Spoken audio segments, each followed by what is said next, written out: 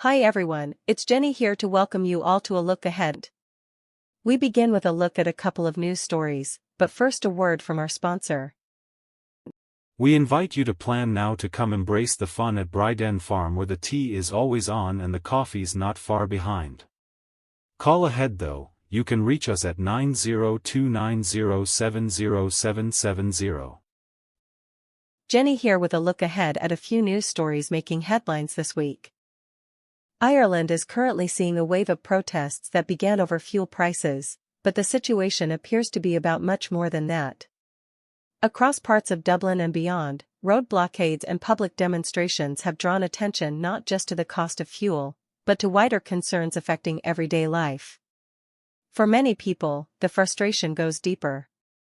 It includes rising housing costs, expensive groceries, higher taxes, and increasing pressure on household budgets. Some also point to concerns about government policy, immigration levels, and the overall direction of economic planning. At the heart of it all is a growing sense among some citizens that they are not being heard. This is not just an Ireland-specific issue. In many Western countries, similar pressures are building.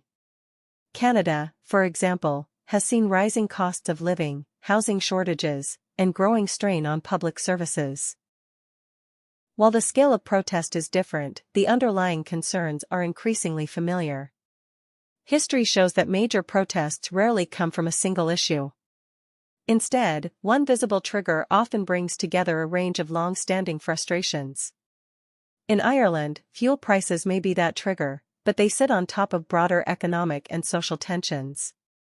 Canadians, like many populations, are generally known for being patient and steady in times of difficulty.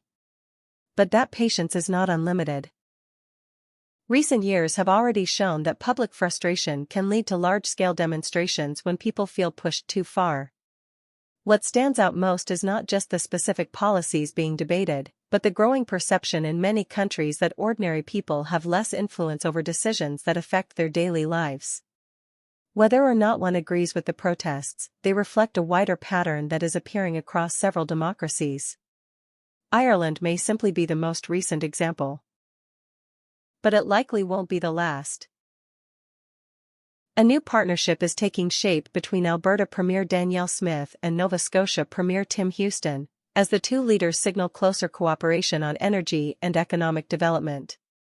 The discussion centers on building what both premiers describe as a more self-reliant Canada, with a stronger focus on developing domestic natural resources and reducing reliance on foreign energy markets. At the heart of the talks is a plan to better connect Alberta's long-established oil and gas expertise with emerging opportunities in Nova Scotia's onshore natural gas sector.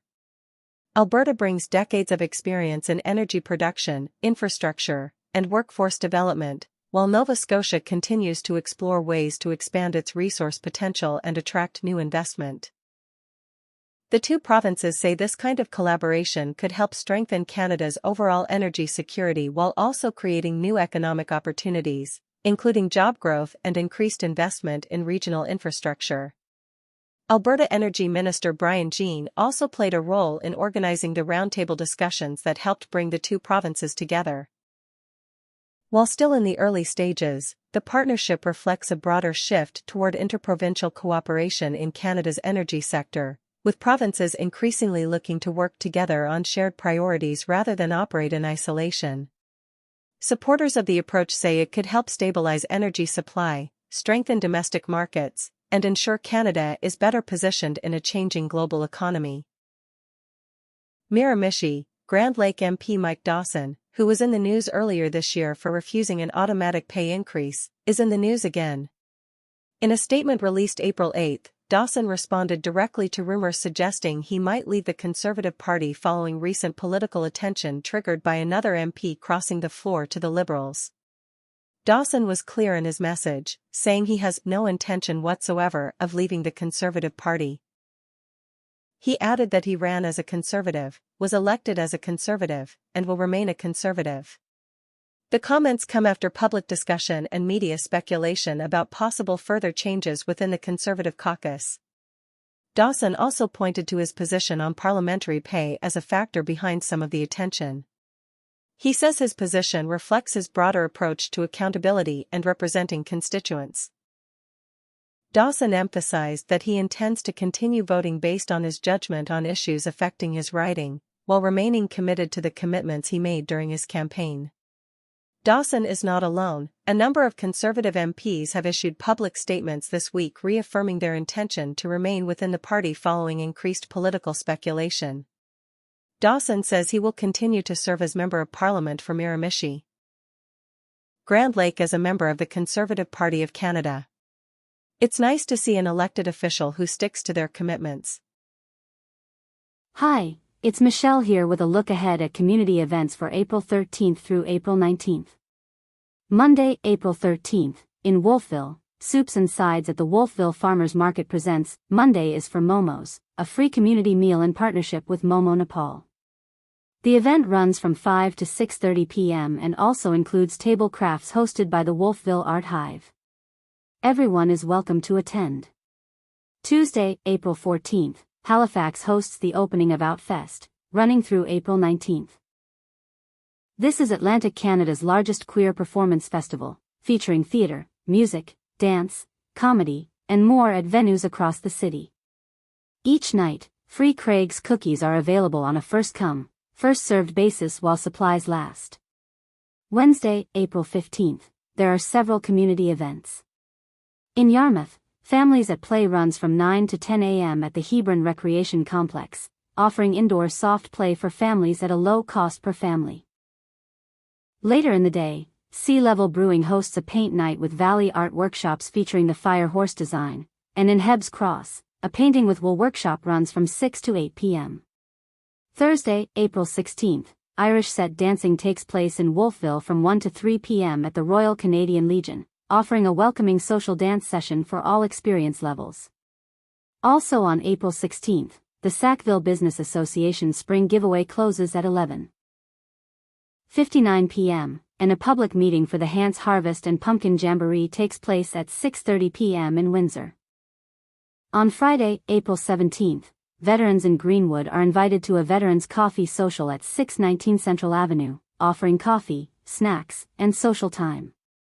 Also on April 17th, Chase the Ace takes place at the Kentville Legion at 8:45 p.m. with weekly jackpot draws and ticket sales earlier in the evening. In Annapolis Royal, the deadline also closes for applications for the seasonal museum interpreter position. On Saturday, April 18th, several community events are happening. In Bridgewater, the Women and Girls Swim takes place from 4 to 5 p.m. at the Lunenburg County Lifestyle Center. In Windsor, Bowl for Kids' Sake brings a fun bowling fundraiser supporting youth mentoring programs. In Yarmouth, Escape the Museum offers an interactive escape room experience with multiple time slots throughout the day. In Wolfville, the Yard Waste drop-off site reopens for the season at 9 a.m., and Irish set dancing also continues as part of its spring session schedule. A 40th anniversary celebration is also taking place at the White Rock Community Center. On Sunday, April 19th, in Centralia, a Save Our Old Forests Forest Walk takes place as part of Earth Day programming. In Kentville, the Royal Canadian Legion hosts a comedy night featuring Tina Randall and guest Nan Tilley at 3 p.m. Tickets are available in advance or at the door, and the event is open to ages 19 and over. For local news, weather, tides, and events anytime, visit countryairradio.com. Hi everyone, Chris here with a look ahead at the weather for Bear River and the surrounding area. Monday, April 13th, periods of rain are expected through the day with fog patches developing in the morning. Rainfall amounts will range between 2 and 4 millimeters. Winds will strengthen from the southwest at 20 kilometers per hour, becoming south at 30 and gusting to 50 by morning. The high will reach around 8 or 9 degrees. Monday night, rain continues before tapering off near midnight, followed by partly cloudy skies. Another 5 millimeters of rain is possible, with temperatures holding steady near 8. Tuesday, April 14th, will bring a mix of sun and cloud and much warmer temperatures, with a high near 15.